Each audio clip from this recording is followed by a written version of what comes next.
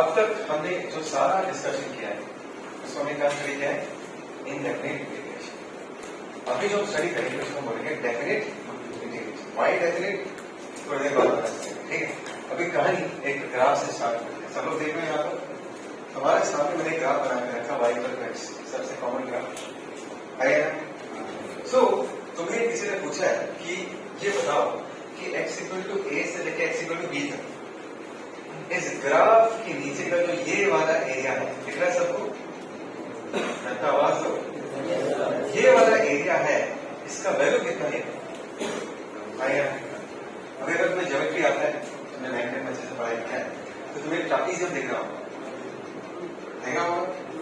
तो इस ग्राफ के नीचे का एरिया मतलब ये जो ट्रापीजियम है उसके जवाब दो जनता। So what is the area under the graph? Question क्या है? Area under the graph from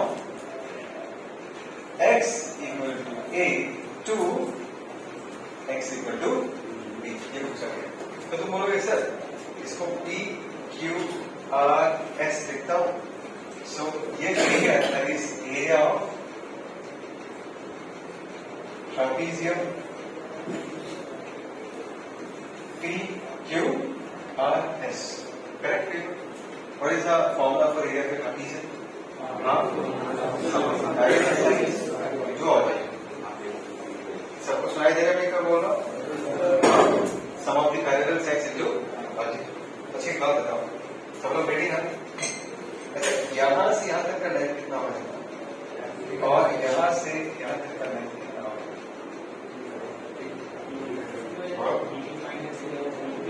यहां से यहां तक का लेंथ क्या? मैं इसको b माइनस, यहां तक b है, यहां तक क्या है? a, ये है b minus.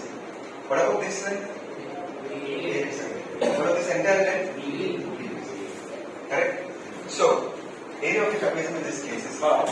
Sum of the parallel sides. Parallel sides मतलब PS plus QR, which means A plus half sum of the parallel sides into altitude. Altitude मतलब ये वाला दो पैरेलल साइड्स के बीच का परपेंडिकुलर डिस्टेंस, तो b क्या होगा? Minus of a। So b minus of a। Expression क्या निकल का है? b square minus a square divided by what? सबको समझ में आ रहा है? अभी मैं कहूंगा कि हम लोगों ने इंटीग्रेशन सीखा, और जब हम इंटीग्रेशन पढ़ रहे थे तब हमने ये सीखा कि इंटीग्रेशन के हेल्प से हम किसी ग्राफ के नीचे का एरिया निकाल सकते हैं। राइट? ये तो डिस्कस किया। छोटे छोटे स्ट्रिप्स मान के छोटे से स्ट्रिप का एरिया हम क्या लेते थे? डीए लिखते थे। छोटे से स्ट्रिप का एरिया में डीए लिख दिया और इस डीए को हम क्या करते हैं? डिवाइड करते रहेंगे तो मुझे एरिया बनाया। एक्चुअली तब मैंने तुमको पूरा कहानी नहीं बताया, अभी पूरा कहानी मुझे पता चली। ठीक है? तो अभी अगर मुझे एरिया निकालना है, सब लोग सुने हो ना? सो सेम ग्राफ, इसका एरिया निकालना है x इक्वल टू a से लेकर x इक्वल टू b तक। इसको और एक बार फिर से रिपीट करते हैं इस प्रोसेस को, और इस बार हम कौन सा कॉन्सेप्ट यूज करेंगे? Because this time we will use the concept of integration. सबको आता समझ? एग्जैक्टली। ये तुम्हें बार बार करने की जरूरत नहीं है, but still as because we are learning. मैंने यहाँ पर एक छोटा सा पतला सा रेक्टेंगल बना था, बहुत ही पतला सा रेक्टेंगल, कितना? इनफाइनाइट से वेरी स्मॉल। रेडी करते हो? दिस इज इनफाइनाइट से वेरी स्मॉल। कहां पर बना? लेट अस से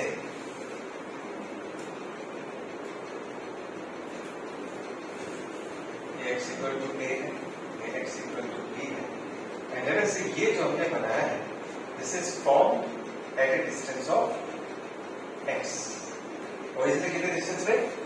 x डिस्टेंस हमने एक स्ट्रिप बनाया, और इस स्ट्रिप का जो विड्थ है, क्या मैं उसको dx कह सकता हूँ? जो चौड़ाई है इसका, चौड़ाई विड्थ, उसको मैं dx कह सकता हूँ? बोलो जनता। और ये जिसका लेंथ है, लेंथ, कैन आई से this length is actually the height of the graph. Graph का हाइट हमेशा y होता है। ये समझ में आता नहीं है? अगर मैं कोऑर्डिनेट 1,2 बोलूं तो x का वैल्यू 1 है, y का वैल्यू क्या है? 2। इसका मतलब है 1 इधर आ गई और 2 1 2 ऊपर जाओ, तो y का वैल्यू हाइट समझाता है नहीं समझाता? तो अगर ये x पे हमने एक बहुत ही पतला सा रेक्टेंगल बनाया है तो इस रेक्टेंगल का जो हाइट होगा मैं उसको y लिख सकता हूँ। तो ये जो छोटा सा तुम्हें स्ट्रिप दिख रहा है इसका छोटा सा एरिया क्या मैं dA लिख सकता हूँ। और क्या मैं रेक्टेंगल का एरिया निकालने का फॉर्मूला लेंथ इनटू ब्रेथ ये लिख सकता हूँ। लेंथ इन दिस केस हम लोग क्या लिख सकते हैं y, breadth in this case हम लोग क्या लिख सकते हैं dx। सबको आ रहा है समझ में? तुम समझ में पक्का? तो अगर हमें टोटल एरिया निकालना है तो हम क्या करेंगे इसको इंटीग्रेट, बिकॉज हम अपना पहला स्ट्रिप सबसे पहला स्ट्रिप कहां पर चूज करेंगे मुर्तजा सुन रहे हैं यहाँ पर, उसके बाद नेक्स्ट रेक्टेंगल यहाँ पर चूज करेंगे, उसके बाद नेक्स्ट रेक्टेंगल यहाँ पर चूज करेंगे। इस तरीके से रेक्टेंगल रेक्टेंगल देते देते देते देते हम अपना journey x equal to a से चालू करेंगे और ऐसा रेक्टेंगल्स मानते मानते मानते मानते मानते मानते लास्ट वाला रेक्टेंगल कहां पर ड्रॉ करेंगे people x equal to b, है ना? तो रेक्टेंगल का रेक्टेंगल जब हम dA plus dA plus dA plus dA करते रहेंगे मुझे ये पूरा ग्राफ के नीचे का जो एरिया है जो कि शुरुआत x इक्वल टू a से होता है और खत्म कहां पर होता है x इक्वल टू b में, वहां तक एरिया में पता चलता है। बात समझ में? सो यहाँ पर integration of dx y to dx अगर मैं इसी काम को करना चाहूँ so this is d, क्या मैं y की जगह we know that y is equal to what x है, दिया हुआ क्वेश्चन ये वाला दिख रहा है नहीं? इस लाइन का क्वेश्चन क्या y इक्वल टू x, जब हम y की जगह x पुट करते हैं ये क्या हो जाएगा। और अभी डेफिनेट इंटीग्रेशन में जो हम एक नया चीज यूज करते हैं वो मैं तुम्हें बताने वाला हूँ।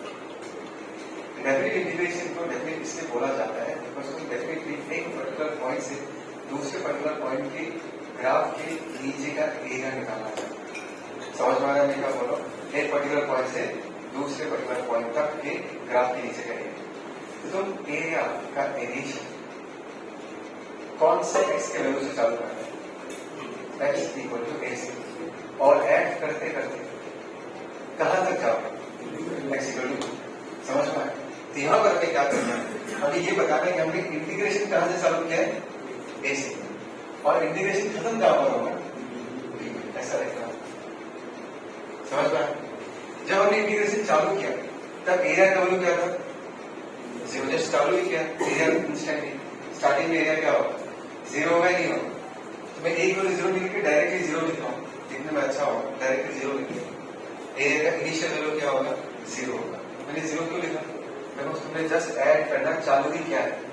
सो at the beginning what is the value of the area zero, वो ऐड होते होते होते होते फाइनली लेट अस से जो टोटल एरिया का वैल्यू हम निकालना चाहते उसका वैल्यू लेट अस से हमने क्या मान लिया कैपिटल।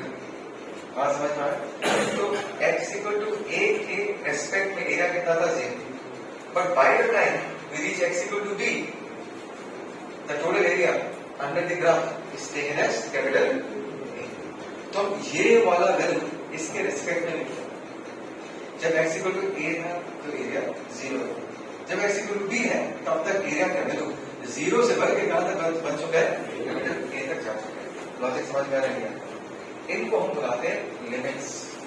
क्या बोलते हैं लिमिट्स। लिमिट्स मतलब कहां से चालू कर रहे हो और इंटीग्रेशन कहां पर खत्म कर रहे हो। क्या बोल रहा हूँ? लिमिट्स में ये बताता है कि तुम्हारा इंटीग्रेशन कहां से स्टार्ट हो और लिमिट में ये बताएगा कि तुम्हारा इंटीग्रेशन कहां पर खत्म हो। फिर भी इस लिमिट को ध्यान को देखो, एक स्पेशल नाम दिया गया है x इक्वल टू a को जो नीचे हम लोग कहते हैं उसको हम बोलते हैं लोअर लिमिट। याद रहेगा ये चीज, x इक्वल टू a को क्या बोला जाता है लोअर लिमिट। लोअर लिमिट में ये बताता है कि तुमने अपना इंटीग्रेशन कहां से चालू किया है। और x इक्वल टू b जो है इसको हम क्या बोलाते हैं अपर लिमिट। तो तुम्हें ये बताता है कि तुम्हारा इंटीग्रेशन कहां तक कंटिन्यू करेगा। बात समझ में आया? तो यहाँ पर इंडेफिनिट इंटीग्रेशन से हम अलग ही काम कर रहे हैं। डेफिनिट इंटीग्रेशन में हम ये बता रहे हैं कि हमने इंटीग्रेशन कहाँ से चालू किया है और हम खत्म कहाँ पर कर रहे हैं। कहाँ से चालू किया है उसको लोअर लिमिट बताते हैं और जहाँ पर हम खत्म करेंगे उसको क्या बोलेंगे अपर लिमिट। क्या तुम्हें समझ में आ रहा है क्या बोल? Yes sir. So what is integration of D A? पता है दोस्तों, dm का इंटीग्रेशन m होता है, dx का इंटीग्रेशन x होता है, dt का इंटीग्रेशन t होता है। तो छोटे छोटे एरिया को जोड़ो तो फाइनली क्या मिलेगा? टोटल एरिया एक मिलेगा नहीं। तो हमने डी के जगह क्या लिख दिया? ये लिखने के बाद तुम्हें ऐसा दो डंडा देना, क्या देना? दो डंडा, ये लिखने का तरीका, ठीक है। और इस क्वांटिटी के लोअर लिमिट को नीचे लिख दो 0 और इस क्वांटिटी के अपर लिमिट को ऊपर लिख दो दैट इज सुना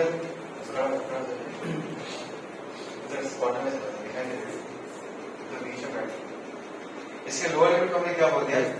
हाँ, ये रह गया ना, ये रह गया, ये रहेगा। ओके।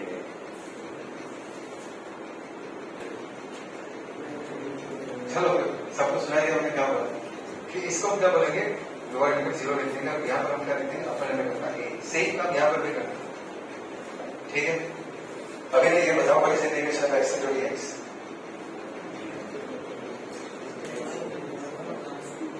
आंसर बहुत है x स्क्वायर बाई 2। यहाँ पर वेरिएबल कौन है? x है ना, तो गणना किसका आगे लाओगे? आगे नहीं, x स्क्वायर के चारों तरफ गणना लगाओ, इधर करना इधर करना। फिर मैंने क्या सीखा है? राइट वाले डंडे के नीचे लोअर लिमिट पुट करो और राइट वाले डंडे के ऊपर अपर लिमिट। जो हो मेरे साथ चलो देख, अभी देख रहे हो तो x का इनिशियल वैल्यू कितना है? a, फाइनल वैल्यू कितना है? ऐसा समझ में आएगा? इंटीग्रेशन किया, अपर लिमिट लोअर लिमिट को शो करा। अभी तुम्हारा जो ये वैल्यू a निकल के आया है, इसमें तुम्हें एक बार अपर लिमिट को पुट करना है, फिर माइनस लिखना है, फिर इसमें तुम्हें लोअर लिमिट को तो अगर a है, a पे अगर मैं a पुट करूं तो a आएगा, a पे अगर मैंने a पुट किया तो a आएगा, माइनस लिखना क्या लिखना है? माइनस, और a का जगह क्या पुट करना है? 0, तो क्या निकल के आएगा? 0, a माइनस। मैसेज समझ में आया? अभी इसी प्रोसेस को इसके लिए अप्लाई करते हैं। मैं हाफ को अलग से लिख देता हूँ, पहले से हाफ को नहीं जाना। अभी हम क्या करेंगे? यहाँ पर वेरिएबल कौन है? x है या नहीं? x है ना, तो ये जो अपर लिमिट है, सबसे पहले हम किसको खिलाएंगे? Upper limit. तो x को अगर मैं b खिलाया तो x स्क्वायर बन जाएगा b स्क्वायर, करेक्ट? करेक्ट। उसके बाद क्या लिखना है? माइनस, फिर उसी x को क्या खिलाना है? a, तो क्या बन जाएगा? ये ऐसा आ गया ना। सो हमारा एरिया a का हम लोग क्या निकल गया? b square minus a square divided by what? याद है? तो लास्ट केस में हमने ये ऐसे निकाला था, b square minus a square. अभी हम लोग उसी चीज को कैसे निकाले? इंटीग्रेशन को यूज करके। देखो तो बोल सकते हो सर ज्योमेट्री वाला तो आसान है, हर ग्राफ हाइपरटेक्स्ट नहीं होगा। मैंने बहुत ही सिंपल ग्राफ दिया है, इसलिए तुमको लग रहा होगा ज्योमेट्री से आसान। अगर मैं तुमको x स्क्वायर ग्राफ देंगे, x क्यूब ग्राफ ज्योमेट्री लगा के उसका एरिया निकाल नहीं पाऊंगा। मैंने बस एक सिंपल सा ग्राफ चूज किया ताकि तुम दोनों को कंपेयर कर पाओ। ये ज्योमेट्री लगा के जो एरिया निकलता है, इंटीग्रेशन करके भी वही है। बात समझ में आया? पक्का? इसमें डिफरेंस क्या है? डिफरेंस ये है कि तुम्हारा जो तुमने फंक्शन निकाला, बिकॉज ये जो x स्क्वायर निकल गया ना, हाफ x स्क्वायर, अगर ये इंडेफिनिट इंटीग्रेशन होता तो हम इसको half x square plus c लिख के खत्म कर देते। So half x square plus c कोई एरिया का वैल्यू नहीं है। क्या एरिया का वैल्यू है? अगर एरिया होता तो एक नंबर होता ही नहीं होता, वो एरिया का वैल्यू भी नहीं, वो एरिया बताने वाला मशीन है। क्या वो एरिया बताने वाला? वही है। उसमें अगर तुम एक लाओगे वो ए तक का एरिया बताएगा, उसमें तुम अगर 20 लाओगे तो b तक का एरिया बताएगा। ये बात समझ में आ रहा है क्या? डेफिनेट इंटीग्रेशन हम एक्चुअली में एरिया निकालते हैं, वो वैल्यू निकालते हैं। इनडेफिनेट इंटीग्रेशन का आंसर एक फंक्शन होता है, और उसमें जितना सारा तुमने प्रॉब्लम्स किया उसका आंसर हमेशा x या y या t में ही है, कोई वैल्यू में तो नहीं है। बोलो ना, अक्सर जो तुम लोगों ने इतना सारा प्रॉब्लम्स किया है उसका जवाब हमेशा किस पे आता है? वैल्यू नहीं तो आता है, तो एरिया नहीं है, वो एरिया बताने वाला फंक्शन। डेफिनेट इंटीग्रेशन में उसी फंक्शन में हम लोग रॉ मटेरियल डालते हैं। कहां से कहां तक, यही से चालू करो और खत्म कहां पर करना है, तब जाकर मुझे एक्चुअली एरिया का विरोध करना है। समझ में आया? So definite integration is different from indefinite integration in the sense that you are defining the starting point of the integration and the ending point of the integration. You are defining that you start integrating from x equal to a and you finish the integration at x equal to, in one of the methods, the नीचे वाला limit is called as the lower limit and the ऊपर वाला limit is called as the upper limit. तो सबसे पहले हम अपने variable में किसको खिलाएंगे, upper limit, फिर माइनस फिर करेंगे लोअर लिमिट। इस तरीके से हम डेफिनेट इंटीग्रेशन को करते हैं। और समझ में आ गया, और भी करेंगे, कॉन्सेप्ट समझ में आ गया। ठीक, चलो अभी कुणाल ने डाउट पूछा कि सर आपने जब x इक्वल टू dx को x स्क्वायर लिख दिया, एक्चुअली हमने तो सीखा x स्क्वायर प्लस c सीखा, आपने सिर्फ x स्क्वायर हमने सही बोला, x स्क्वायर प्लस c ही लिखना चाहिए, लिखते हैं x स्क्वायर प्लस, ठीक है, समझ में आया सबको? अगर से यहाँ से नेक्स्ट स्टेप में x इक्वल टू dx की जगह हमने क्या लिखा, x square by 2 plus c, ऐसा लिखा, ऐसा तो डंडा देंगे। लिमिट्स क्या होगा, ए से लेके, सही है, अभी सही है, कोई दिक्कत? मैंने कहा सिखाया, सबसे पहले अपर लिमिट को इस फंक्शन को खिलाओ। तो अगर मैंने बी को खिलाया, इसको बी खिलाया तो क्या मिलेगा, बी स्क्वायर बाई 2 प्लस सी, फिर मैंने क्या बोला, माइनस, फिर मैंने बोला किसको खिलाओ, ए को। अगर मैं ए खिला दिया तो क्या आएगा, ए स्क्वायर बाई 2 प्लस सी। क्या तुम कुछ दिख रहा है, आपको नाम कुछ दिख रहा है, क्या दिख रहा है, सेमी आएगा, मतलब जो सी है वो सी क्या हो जाएगा, कैंसिल, हर बार सी क्या हो जाएगा, कैंसिल। तो डेफिनेट इंटीग्रेशन में सी लिखने की जरूरत नहीं, और जो कांस्टेंट टर्म जब तुम माइनस करोगे तो क्या हो जाएगा, कैंसिल होगा, इवेंचुअली तुम्हारा आंसर क्या निकल जाएगा, B square minus A square by, cancel कर जाएगा। दिमाग में सबका आएगा, तो हम लोग ने सी को लेकर बहुत बोला क्या, सी लिखना है, सी लिखना है, अभी तो नहीं लिखा सकते, लिख सकते हो, लेकिन इवेंचुअली कोई फायदा नहीं होगा। जब तुम upper limit minus lower limit करोगे तो दोनों सी सी क्या हो जाएगा, तो लिखते जरूर लिखिए, बिकॉज तुम्हें पता है कि कैंसिल आउट हो जाए। बोलो बोलो बोलो, सबको आया समझ में? नंबर 1 क्या दिया हुआ है, integration of a x square plus b x plus c into D x, कहां से कहां तक, 0 से लेके कहां तक, देखो 0 से लेके 3 तक ये जो डेफिनेट इंटीग्रेशन का यूज है, लास्ट बेंच याद है, वो बाद में है। अगर हम लोग नॉर्मल जो हम लोगों ने इंटीग्रेशन सीखा था उसको अप्लाई करना है, ठीक है, इसमें हम लोग सम रूल यूज करेंगे नहीं करेंगे, तो अगर सम रूल यूज करेंगे, ध्यान से देखो, integration of a x square into D x होगा नहीं होगा, अगर हम ए को इंटीग्रेशन के बाहर रख देते तो क्या आ जाएगा, x square into D x limits 0 से 3 प्लस क्या ये integration b x into D x होगा, अगर हमने बी को बाहर रख दिया तो ये integration of x into D x 0 से लेकर 3 तक, प्लस क्या ये integration of C into D x होगा, सुन लो सब लोग देख रहे हैं इस तरफ, क्या वो integration of C into D x होगा, सी को बाहर रख दिया तो इंटीग्रेशन ऑफ डी एक्स 0 से लेकर कहां तक, करेगा इंटीग्रेशन, यहां से हमने ये को बाहर रख दिया, x square into D x क्या होगा, एक्स क्यूब बाई 3, ऐसा तो डंडा बना था, लिमिट्स का पुट करेंगे 0 से लेकर 3 तक, सबको आया समझ में?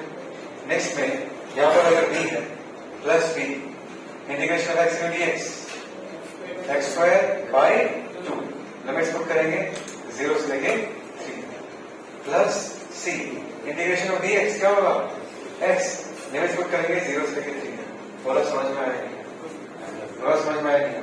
उसके बाद हमें क्या करना है, a बाई 3 लिख दिया, फिर हम इस x वाले वेरिएबल को 3 खिलाएंगे, तो 3 खिलाएंगे तो 3 क्यूब कितना होगा, माइनस, फिर 0 खिलाएंगे, 0 क्यूब तो क्या होगा,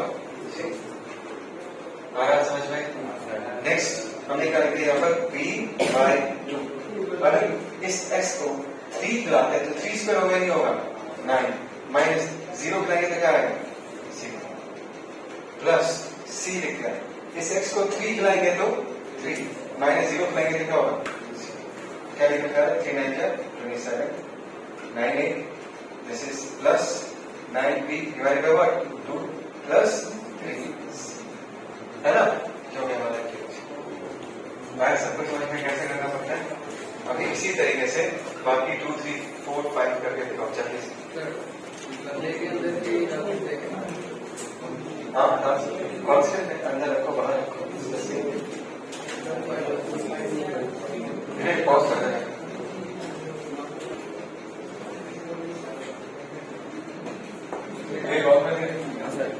अच्छा सब लोग देखो, अभी नेक्स्ट वाला देखते हैं। Integration of e to the power x into dx, सब लोग रेडी? सब लोग रेडी? अभी देखो, what is integration of e to the power x into dx? e to the power x, c लिखने की जरूरत नहीं है क्योंकि c कैंसिल आउट हो जाएगा। ऐसे दो रंगे बनाना है और यहाँ पर क्या लिखना है? -1 +2। अच्छा एक बात बताओ, +1 -1 किसको खिलाएंगे? जो वेरिएबल है उसको खिलाना है। यहाँ पर वेरिएबल कौन है? x, तो x को खिलाना है। समझ में आ रहा है? तो सबसे पहले e to the power x, x के जगह हमने क्या खिला दिया? 1, फिर माइनस लिखोगे, फिर e to the power x, x के जगह क्या पढ़ करेंगे? माइनस, ये हो जाएगा e माइनस 1 बाई, ये हो गया। बोलो समझ में आएगा? तो जाएगा समझ में? मैं तेरे को पूछ रहा हूँ। हाँ हाँ, सब लोग रेडी? देखो, integration of cos x into dx minus pi by 2 to plus pi by 2, ये सिंपल था। Integration of cos x into dx क्या होगा बोलो? What is integration of cos x into dx? sin x plus c लिखने की जरूरत नहीं है, हमने ऐसे तो बना लिया। लिमिट्स क्या होगा? Minus pi by 2 two plus pi by 2, सबको ऐसे समझ। ये पाई बाई 2 किसको खिलाएंगे? बोलो किसको खिलाएंगे? क्योंकि x हमारा वेरिएबल है, उसी का भी वैल्यू चेंज हुआ है। तो अगर मैंने पाई बाई 2 इसको खिलाया तो फर्स्ट क्या आएगा? साइन पाई बाई, है ना? माइनस साइन, इसको भी फिर x को खिलाने में क्या आएगा? Minus pi. साइन 90 कितना होता है? 1 minus sine of minus theta is minus sine theta, minus minus plus हो जाएगा, आता ही नहीं आता। Sine minus theta is minus sine theta, तो साइन से निकला माइनस, इस माइनस के साथ प्लस, और साइन 90 का मतलब कैसे क्या जाएगा? 1।